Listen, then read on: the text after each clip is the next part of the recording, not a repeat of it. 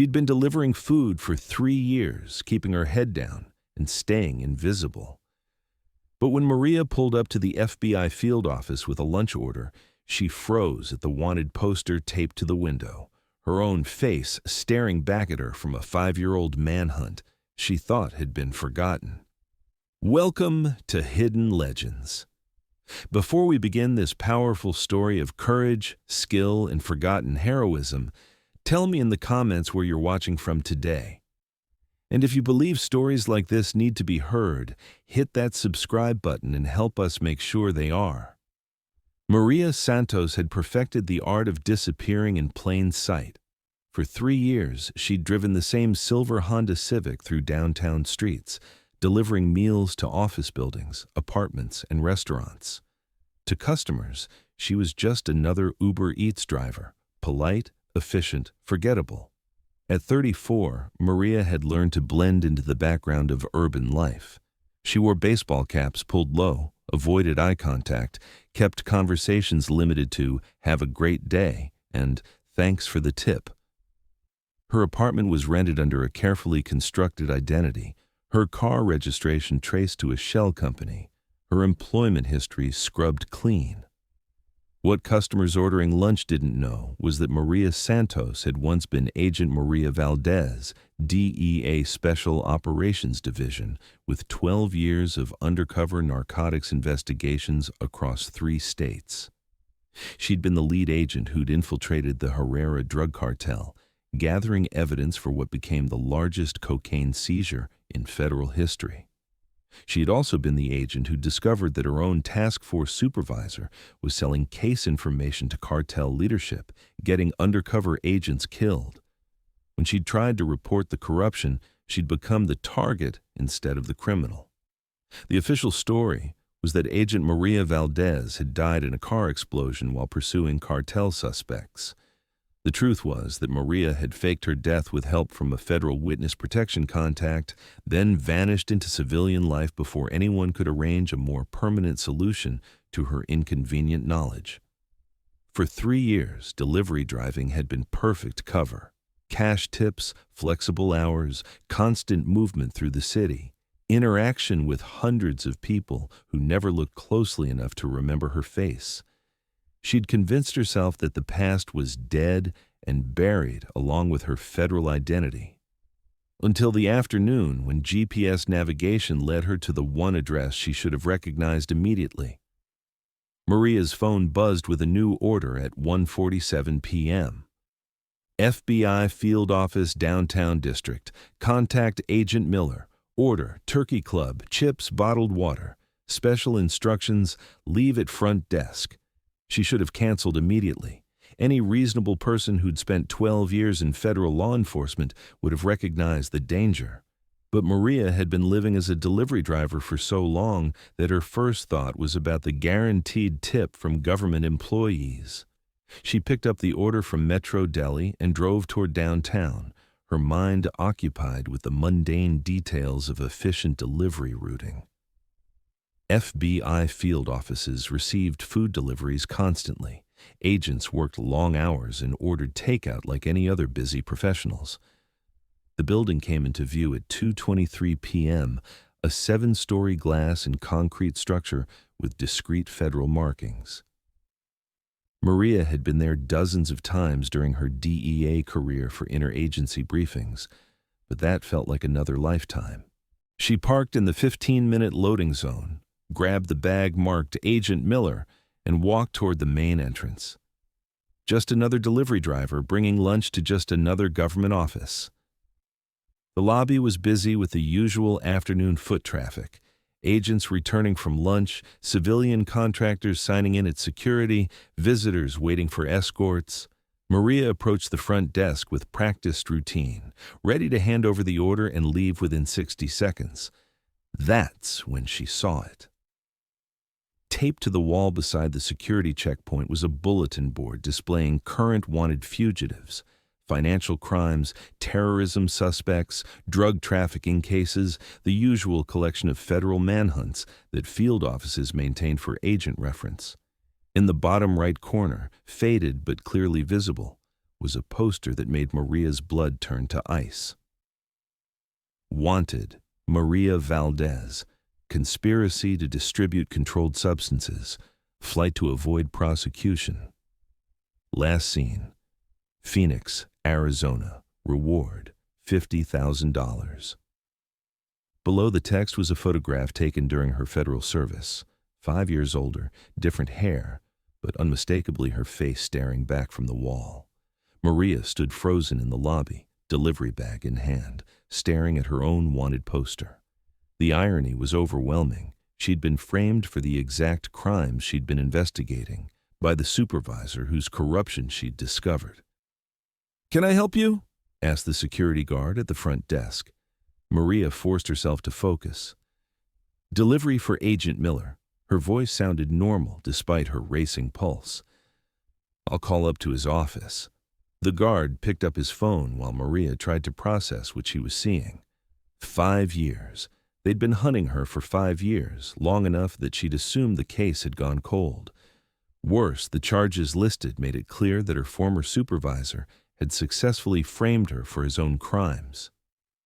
Conspiracy to distribute controlled substances meant they believed she'd been working with the cartel, not investigating them. "Agent Miller says he didn't order food," the guard said, hanging up the phone. Maria's survival instincts kicked in immediately. Wrong agent, incorrect order, or deliberate setup. Any of those scenarios meant danger. "Must be a mix-up with the app. I'll check with the restaurant." She turned to leave, but movement in her peripheral vision made her pause. 2 agents in suits were approaching the lobby from the elevator bank, moving with the purposeful stride of people responding to a situation. Maria recognized the body language from her own federal service. These weren't agents heading to lunch. They were agents heading to an arrest. "Ma'am, could you wait a moment?" one of them called. Maria was already walking toward the exit, maintaining the casual pace of someone dealing with a routine delivery error, while her mind calculated escape routes. The Honda was 15 steps away, key in her pocket, engine warm from the drive. "Excuse me, delivery driver." She pushed through the glass doors as footsteps quickened behind her. 3 years of careful invisibility were about to end in the worst possible location. Maria reached her car and started the engine as the 2 agents emerged from the building. In her rearview mirror, she could see one speaking rapidly into a radio while the other noted her license plate number. She drove away at normal speed, following traffic laws, but her mind was racing through tactical possibilities. They had her plate, which meant they could track the car within hours. They had her current appearance, which meant every federal database would be updated within minutes. Her phone buzzed with a new delivery request. The irony wasn't lost on her. While federal agents were probably calling for backup to arrest her, the Uber Eats algorithm was offering her another lunch delivery. Maria drove to the nearest parking garage and found a quiet corner to think. 3 years of peaceful civilian life had just ended because she'd delivered food to her own wanted poster.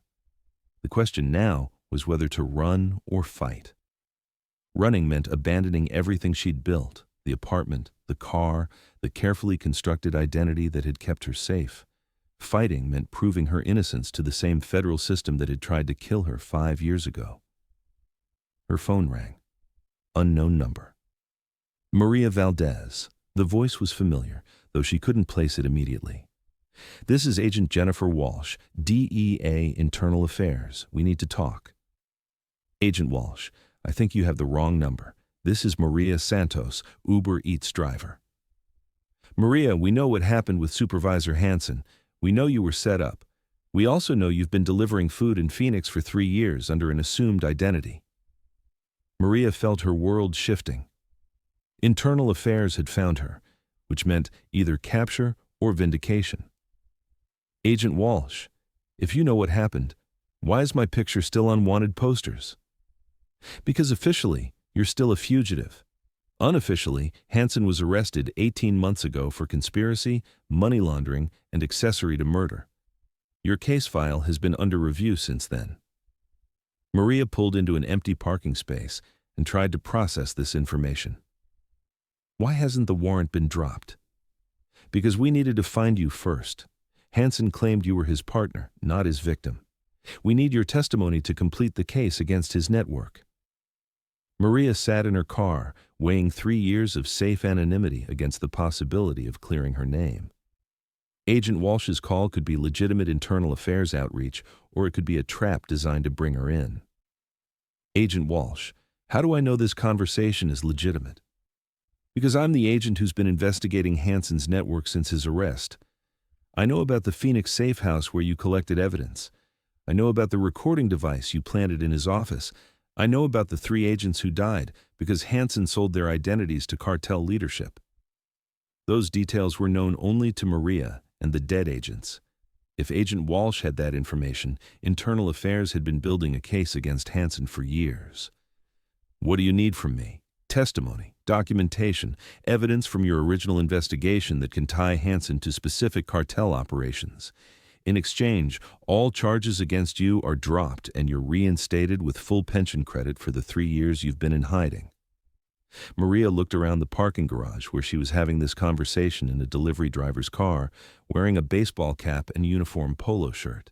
3 years of hiding from a crime she didn't commit. Agent Walsh, I'll need guarantees. Witness protection protocols, secured transportation, verified identity of everyone involved in the process. Understood. Maria, you're not just clearing your name. Hanson's network is still active. We've identified 12 other agents who were compromised, and 3 more who are probably dead because of information leaks. That changed everything. Maria had become a food delivery driver to escape the violence of federal law enforcement work. But if agents were still dying because of Hanson's corruption, her testimony could save lives. Where do you want to meet? FBI field office downtown, today at 4 p.m. Maria almost laughed. Agent Walsh, I just delivered lunch there. My face is on their wanted poster, and I'm pretty sure building security called for backup when they recognized me. I know, that's how we found you. But it's also how we can guarantee your safety. The same agents who recognized you this afternoon are the ones who will provide security for your testimony.